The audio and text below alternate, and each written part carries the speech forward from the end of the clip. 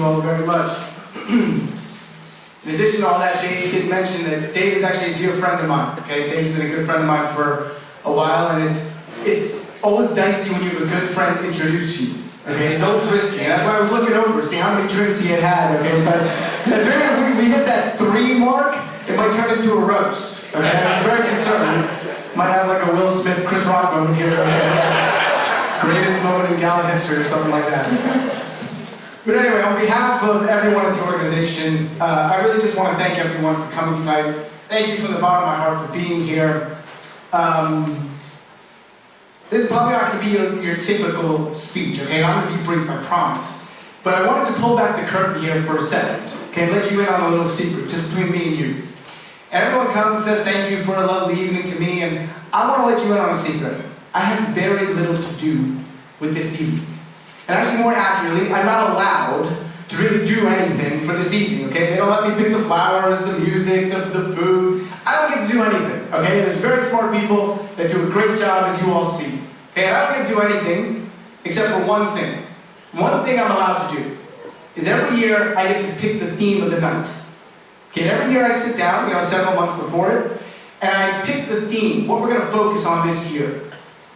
And I think to myself about all the stories of hope, the stories of impact. Okay, and I try to find a collective thing that binds them together, and that's our theme. Okay, and I try to find examples of all the great work that all the volunteers and staff are doing, and that's our theme for the night. And so this year when I came up with our theme, We Rise Together, I sat down and I started to think about all the stories of hope. And now if I were doing my job, if I were doing what I'm supposed to be doing tonight, which I won't be, but if I were doing what I'm supposed to be doing, I would share with you the stories of hope from our community. I would share with you the story of an elementary school student who's in our mentoring program, who's referred to as an eloper. You guys know what an eloper is? Think of like a marriage. Okay, the principal said that. A child who has a tough time staying in school. So every now and then he'll wander off, wander out, just a kid who doesn't really know where he's going but knows he doesn't want to be in school. And I remember being at one of our partner schools one day, and I'm sitting with the principal, and she had spent all afternoon with this student. And she couldn't believe where this student was and how far the student was found and things like that. And we let it go, and then that night we had our mentoring program. And she came to me after the mentoring program. She said, "You wouldn't believe it, but that child showed up at your mentor night with his mentor.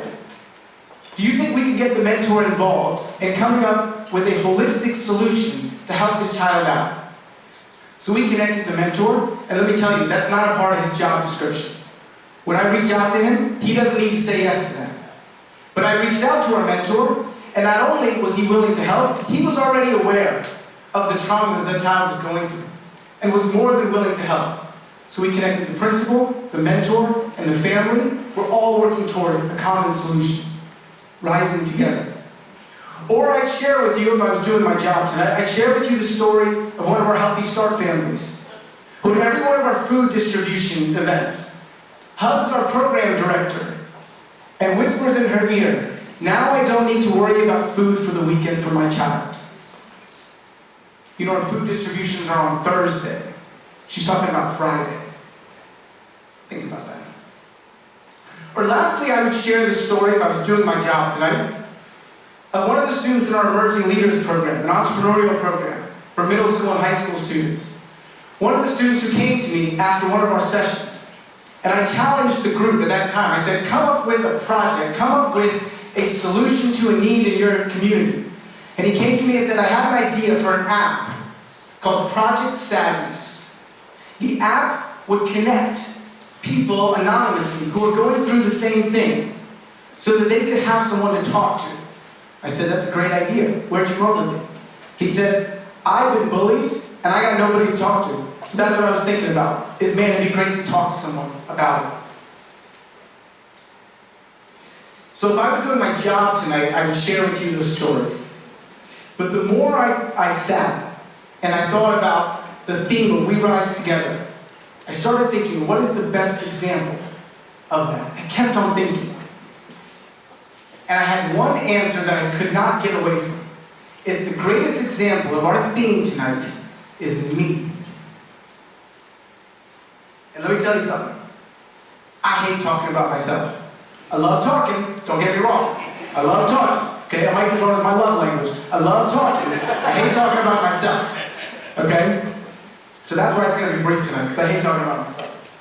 But the more I thought about the theme, I'm the best example of it. I can't get away from that. I can't stop looking in the mirror when I think about our theme.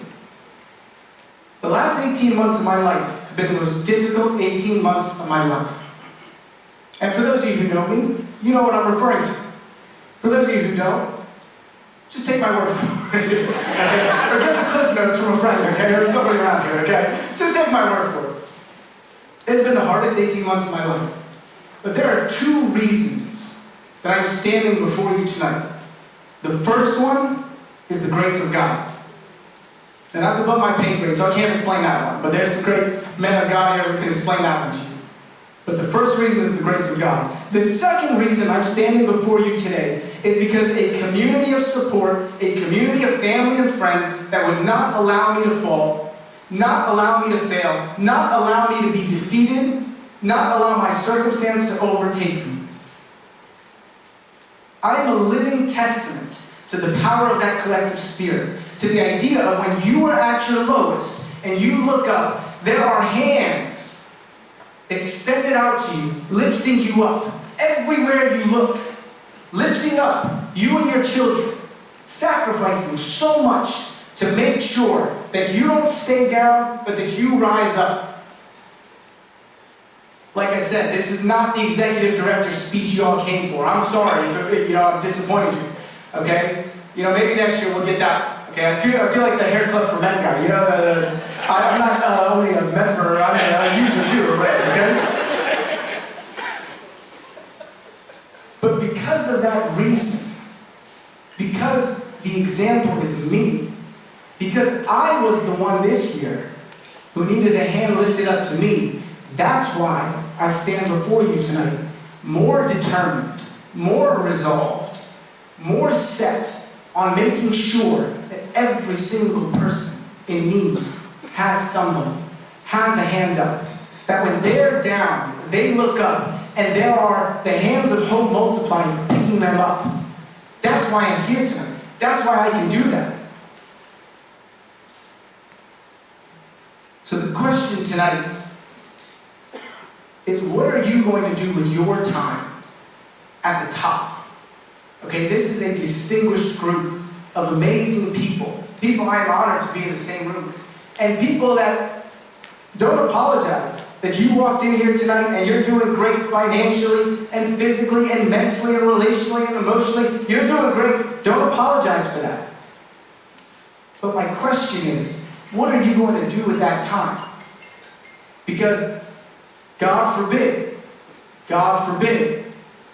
maybe next year or at some time in the future, you're not doing so great. Maybe next time we get together, you're the one that's down there, and you look up. Are there going to be any hands to lift you up? Dr. King famously said to a crowd in Montgomery, Alabama, his famous quote, he said, "Life's most persistent and urgent question is, what are you doing for others?" The answer to that question is so critical, because that's how societies work, is that when I'm up here, I use my time up here to lift down, to lift up those who are down here, to bring them up to me, and they pay it forward, and they pay it forward, and they pay it forward. But if the guys at the top aren't looking down at these people, then we got a big gap and a big problem. So my message tonight, I got a couple messages to a couple different groups in the room. To the staff that Kristen already recognized, I would love to recognize them again, because they're the best staff in the world. I'll go staff, I'll fight you staff for staff. My staff is the best, as you guys have seen in the videos and everything else. But the message I have to the staff tonight, I know, I told you guys for weeks, let's just get to the gala and then we can relax, and we can take a break, and we can vacation, and we can have fun. Sorry. I lied. Okay. Joke's on me. The message tonight is you show up for work tomorrow ready to work. You show up ready to roll up your sleeves. You show up ready. Because there are people in need. There are people that are looking to us for a hand up. Not a handout, but a hand up. So you bring your A game, because we need to do more. To the volunteers in the room, the amazing volunteers that are kind of the lifeblood of everything we do, I need more of you. I need more of your time. I need more of your energy. I need more of your dedication. The rate limiting factor of our programs is not the number of kids in need. Right, Kim? You bring me more volunteers, we expand our mentoring program. It's not like we can't find at-risk kids who need more mentors. What I can't find is people who are willing to dedicate their lives to lifting up someone in need. And to everyone else in the room, those who are not staff and those who are not volunteers, tonight is your night. Tonight is your invitation. I don't do the money thing. Okay, this is why the board gets frustrated. I don't do the money thing. Okay? What I do is an invitation to join us. Whatever that looks like. Money, fine. Time, fine. Passion, fine. But tonight's your night. And when you see people in need, what are you going to do about it?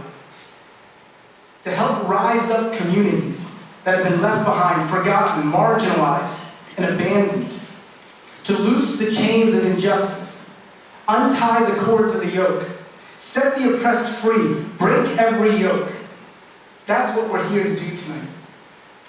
Last thing I'll do is I'll leave you with a quote from a former president, President Jimmy Carter. He said, "Each of us must rededicate ourselves to serving the common good. Our individual fates are linked, our futures intertwined. And if we act in that knowledge and in that spirit together, as the good book says, we can move mountains." Tonight is our night to come together, remember those who are in need, and do something about it.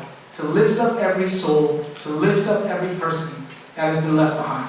Thank you very much.